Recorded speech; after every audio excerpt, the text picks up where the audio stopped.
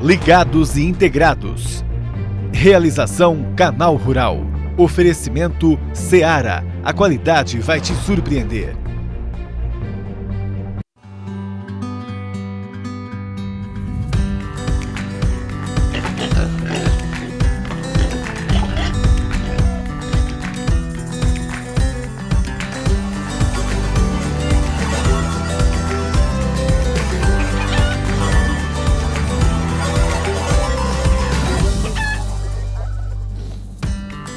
Bom dia! O frio já chegou aí na sua região?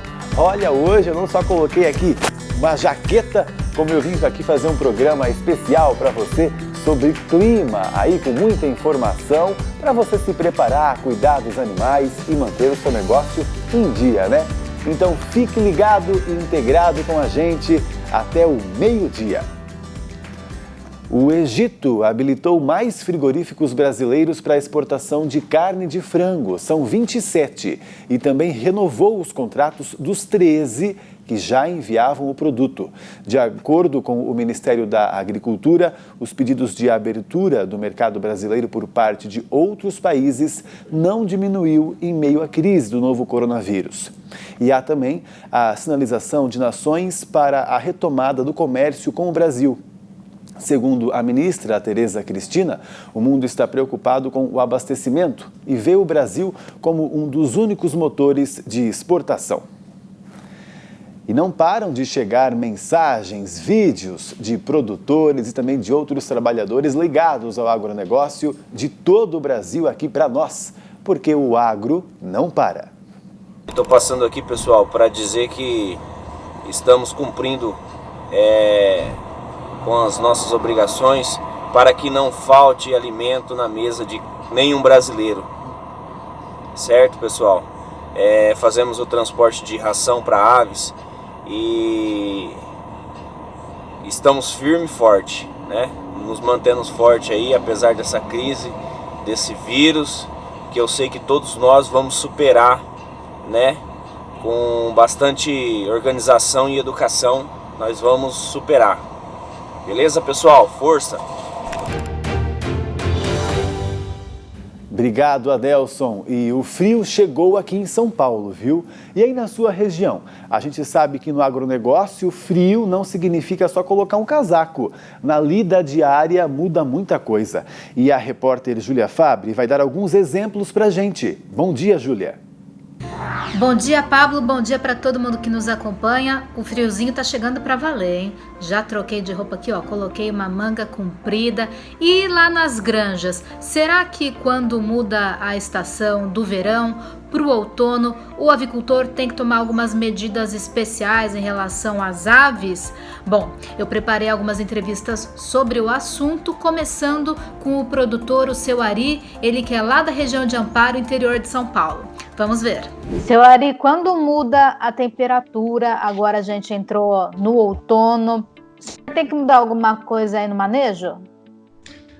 Tem sim, porque assim, quando entra mesmo o frio, a gente tem que, no mínimo, acender essa fornalha 6 horas antes, né?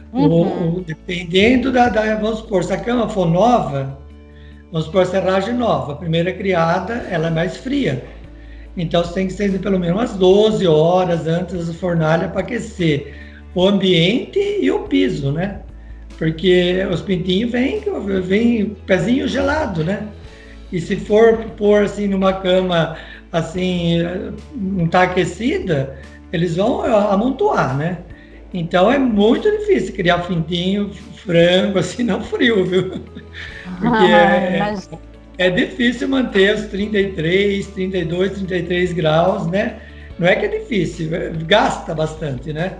Eu tenho uma granja que é de peles e outra de lenha. E agora o senhor já está com o seu estoque de lenha aí garantido? Nós temos 15 mil quilos de peles e uns 4 caminhões de lenha. Júlia, essas medidas que ele precisa tomar, primeiro é o conhecimento desse fator de transição, né? Às vezes ele está saindo de um extremo, né, de um dia que está fazendo 33 graus aqui na região, 32 graus aqui, e aí no próximo lote, na mesma idade, ele pega temperaturas muito mais amenas, medidas, assim, temperaturas de 20, 25 graus. Então, assim, ele precisa entender o primeiro passo, que o manejo vai mudar. Pré-aquecimento do galpão, com 6 horas aproximadamente, ele faz a regulagem dos equipamentos, a ventilação mínima ainda está para essa época do ano.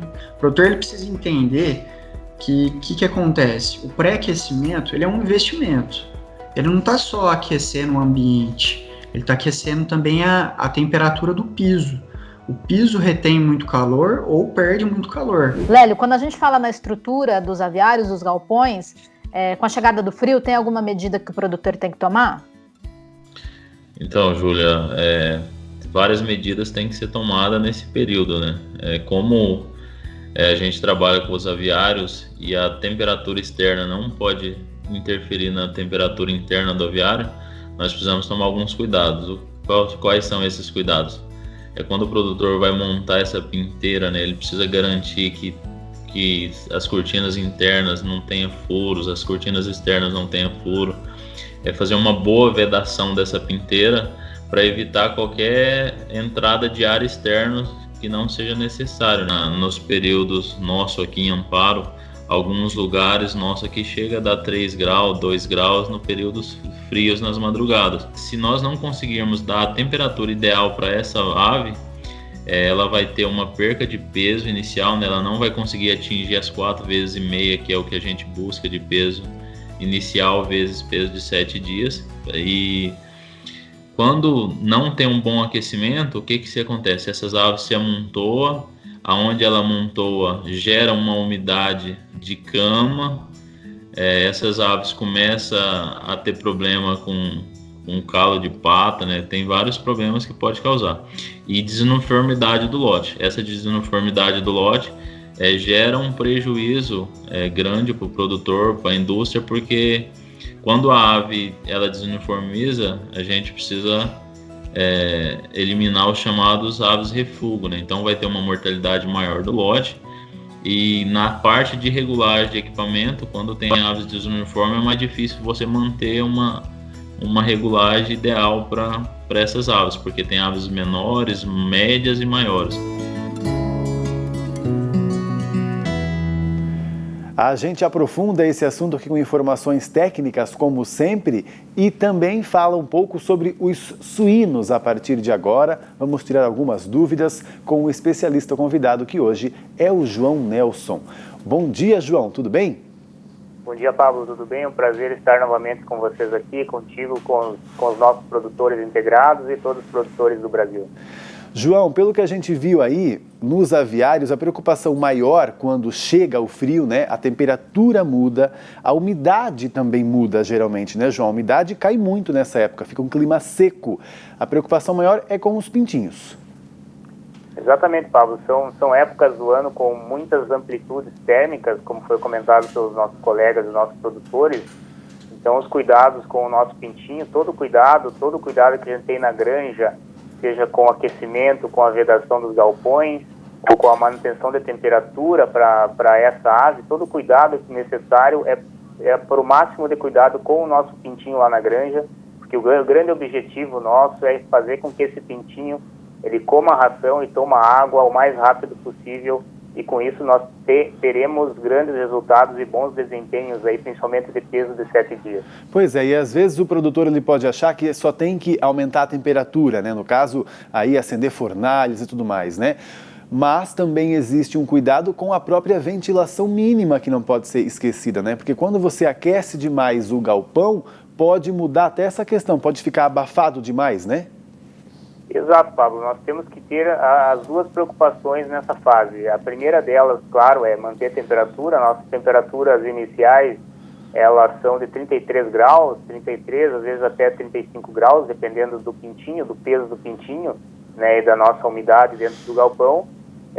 Mas nós não podemos nos esquecer que esse pintinho, como qualquer ser vivo, ele precisa de níveis mínimos de oxigênio dentro do galpão e também manter aqueles níveis aceitáveis de CO2 e também de amônia dentro do galpão, que nós aí, dessa forma, nós teremos um melhor bem-estar animal para as aves também. Então, não podemos nos esquecer, temos que isolar os galpões, temos que vedar ao máximo os nossos galpões, mas nós temos também que, de alguma forma, manter esses níveis aceitáveis de gases dentro dos nossos aviários. Certo, vamos falar um pouquinho agora também sobre os suínos, para os nossos integrados aí que trabalham com a suinocultura, porque os suínos têm já aí, né, a gente sabe, um focinho muito destacado, eles ficam até bastante resfriados por conta disso, né, é muito amostra, e aí esses problemas respiratórios podem vir também, né. E outra coisa, muitas acho que é até mais comum nas granjas de suínos a gente ter também as convencionais, né, que não são climatizadas, e aí o cuidado ele tem que ser maior, né, a resposta do produtor para ir lá baixar, subir uma lona, né, aquecer, tem que ser mais rápido, né? Com certeza, Pablo, todo o cuidado necessário, tanto com o nosso pintinho, também com o nosso suíno, né? Nós temos granjas mais tecnificadas e granjas um pouco menos tecnificadas, mas isso não impede que nós, em qualquer granja que nós tenhamos, seja ela com o máximo de tecnologia ou um pouco menos de tecnologia, isso não impede que nós tenhamos um excelente manejo. Então, claro, quanto menos tecnificada for a granja, maior a mão de obra necessária para fazer esse manejo. Aí nós temos que ter um cuidado aí com as entradas dessa ventilação, entrada do ar, entrada do oxigênio dentro das granjas. Porque tudo isso, né, João, tem a ver com o bem-estar que a gente tanto é preocupado, né? Quanto mais o animal está bem, mais ele vai comer, mais ele vai ter a resposta aí para o seu peso, né? No caso dos suínos, por exemplo, né, quando está muito frio, eles sentem muito, você como veterinário pode dizer para a gente, né, como é que eles sentem isso? Com certeza, Pablo. Tanto o suíno como o frango de corte, eles demonstram no comportamento animal se eles estão se sentindo bem ou não se sentindo bem. Então, os dois animais, cada um com o seu comportamento, eles tendem a ficar mais parados, a reduzir consumo de ração, a reduzir consumo de água. Então, no linguajar mais tradicional, nós falamos que eles ficam mais amontoados, mais embolados, mas um tentando ficar mais próximo do outro. Isso acaba impactando no nosso consumo. Por exemplo, no pintinho, nós desejamos ver qual comportamento. Nós precisamos ver dentro da granja 5 comportamentos: comendo, bebendo, dormindo, brincando e correndo, como a gente fala. Esses são comportamentos que demonstram que o animal está em bem-estar animal. E para ter esses 5 comportamentos, Pablo, outro ponto muito importante, até que foi destacado pelo nosso produtor, seu Ari, é o pré-aquecimento da cama, é onde o pintinho ou o suíno vai ter contato, né, diretamente com esse piso ou com essa cama, e a área que ele mais troca calor, que a ave mais troca calor, é através das patas, né? Então o pintinho ele tem pouca capacidade de produzir calor, ele tem muita capacidade de perder calor para o ambiente. Então nós precisamos manter essa temperatura e fornecer essa temperatura para que ele desenvolva um comportamento ideal, e isso vai nos dizer se ele está em bem-estar ou não está em bem-estar, ou seja, em conforto térmico. Tá certo, então, a observação é importante. João, obrigado pelas informações e um bom trabalho para você. Obrigado, Pablo, igualmente, e bom trabalho a todos. Até uma próxima. E agora a gente faz um intervalo, mas na volta tem muito mais informação sobre o clima. Além da previsão para os próximos dias com a jornalista Priscila Paiva, tem também uma análise aí de como é que vai ser a época mais fria do ano com a meteorologista Desirê Brandi. Até já!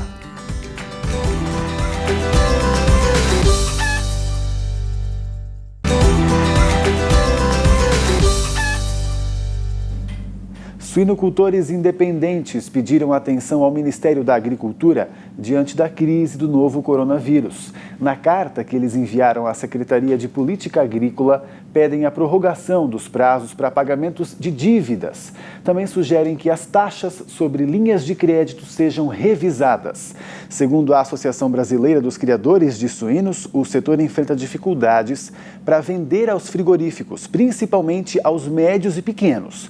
Essas indústrias estariam mais cautelosas quanto às compras em meio ao cenário de incertezas.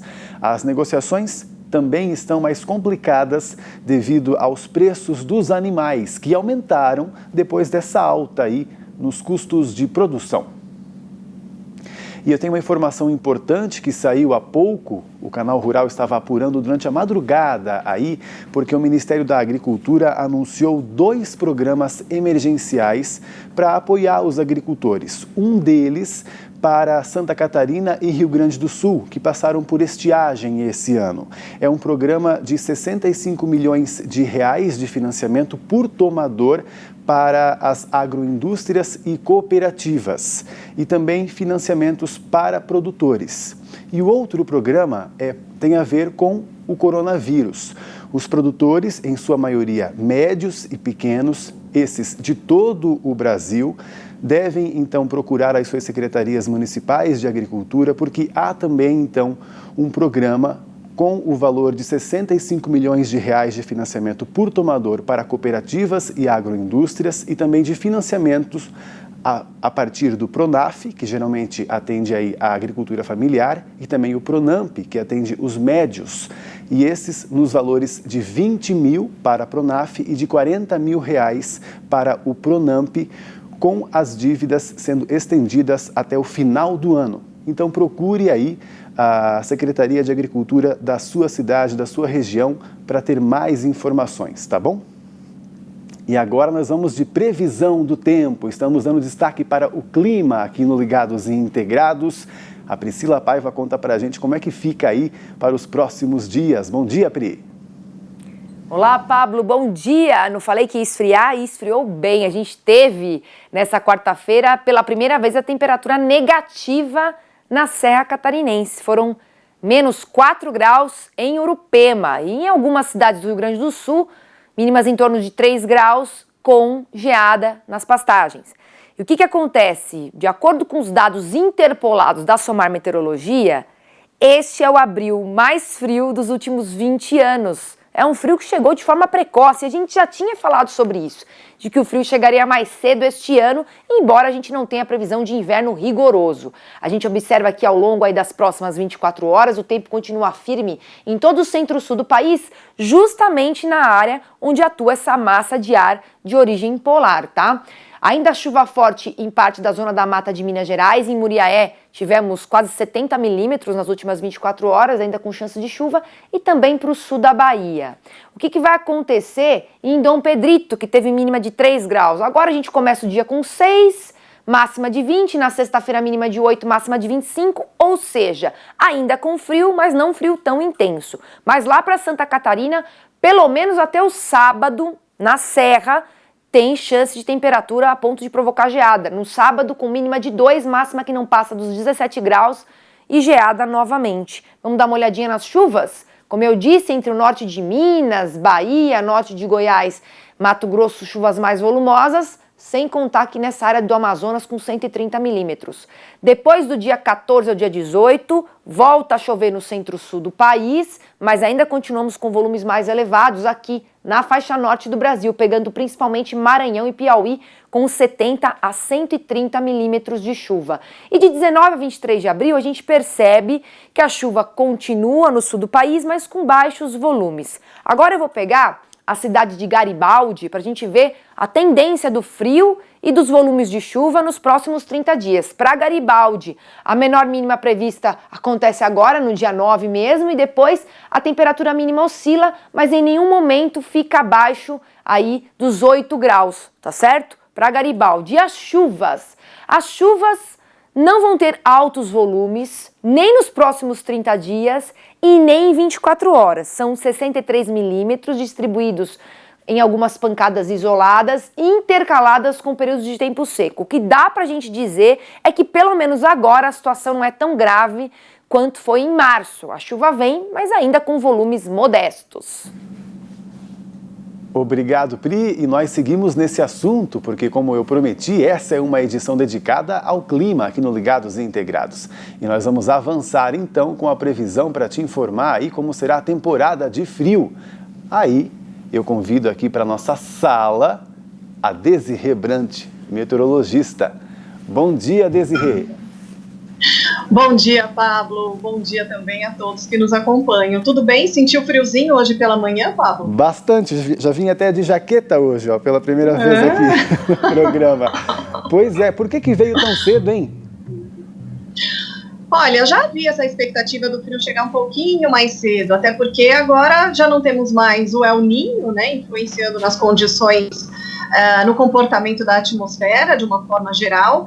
Não temos Laninha, mas já temos um Pacífico querendo ficar mais frio.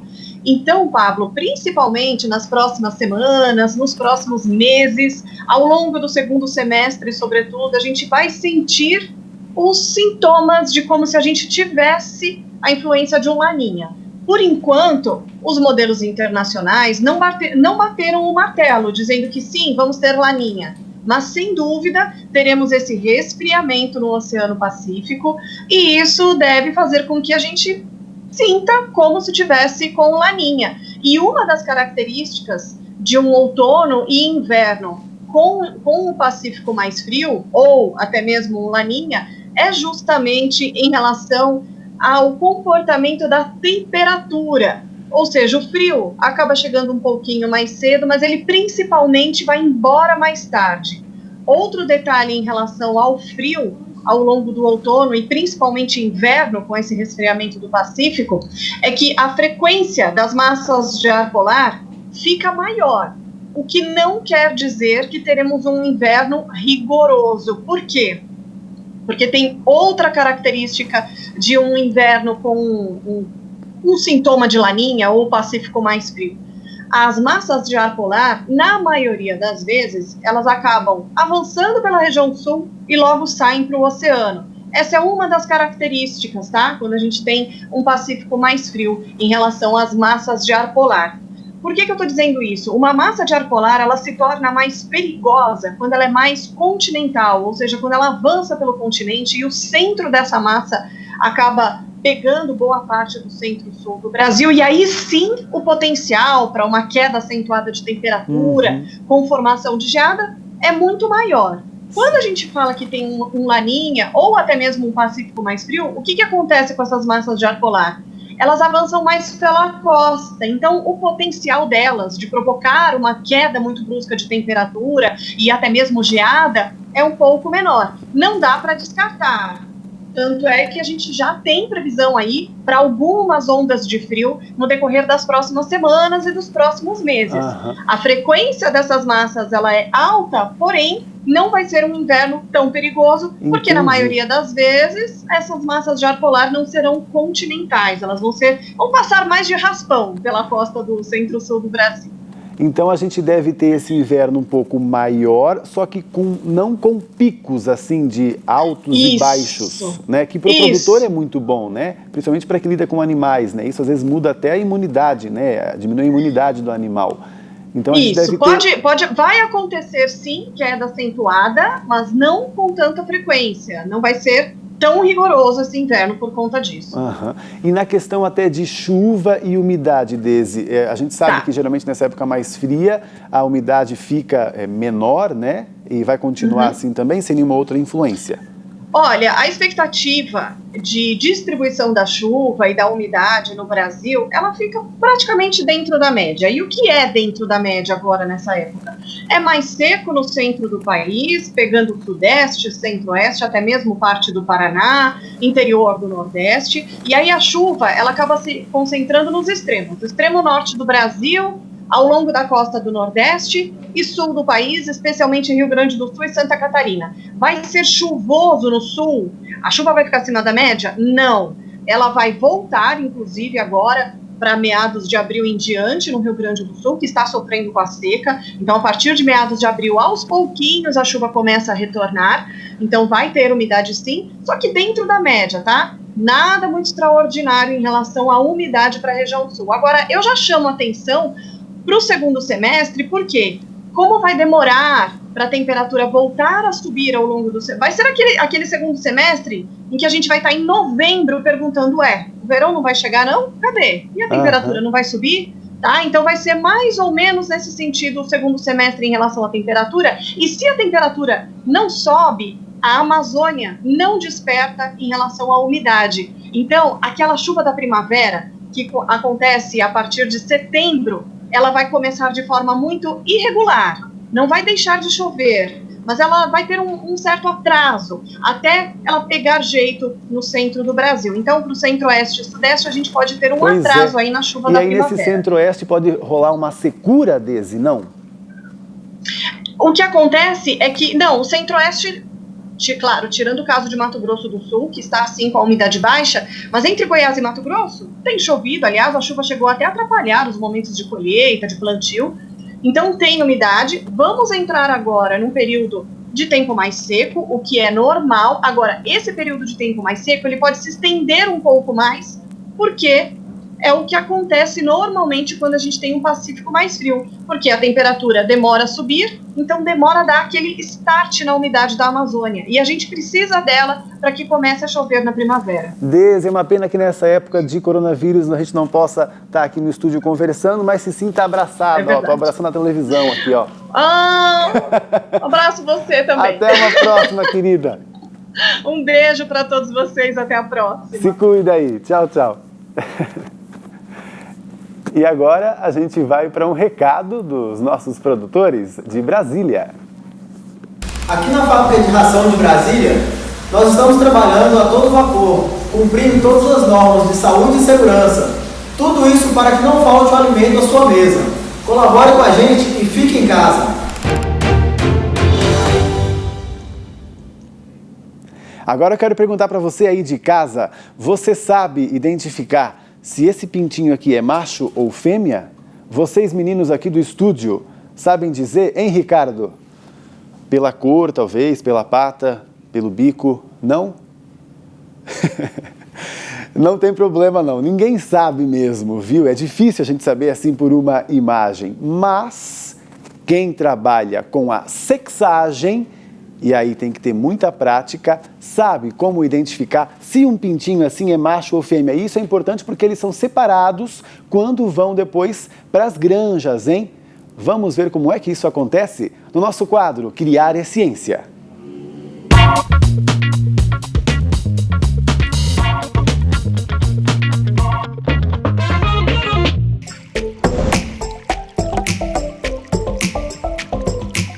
A sexagem é muito simples ou muito complicada, depende da sua experiência. Pois é, funciona assim. As fêmeas têm penas curtas e longas em um mesmo espaço da asa. Já os machos têm as asas com as penas uniformes. O tamanho não muda. No alojamento dos frangos de corte, machos e fêmeas são separados. Mesmo assim, uma pequena margem de erro, mais ou menos de 3%, é aceitável, é considerada como normal.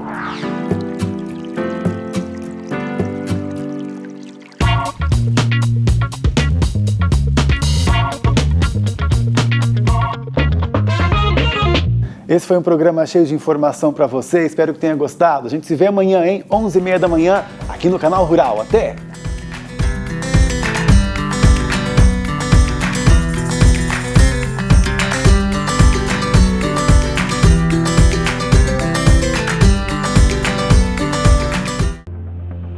Ligados e integrados. Realização Canal Rural. Oferecimento Seara. A qualidade vai te surpreender.